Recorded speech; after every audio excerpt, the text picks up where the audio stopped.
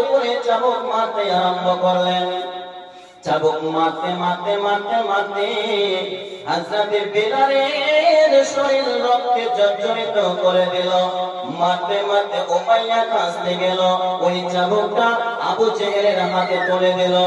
আবু জেহেল হযরত বিলালকে চাবুকের বাড়ি মার মেরে মেরে মেরে দুজনে যখন হাসতে গেল, হযরত বিলালকে জিজ্ঞেস করছেন, বিলাল তুমি বলো তোমাকে আবু জেহেল চাবুকের বাড়ি মারলো, উমাইয়া চাবুকের বাড়ি মারলো, দুজনের মারে তুমি আল্লাহ আল্লাহ রাসূলকে মেরেছো না তোমার দিনে মরিব উমাইয়া আছে?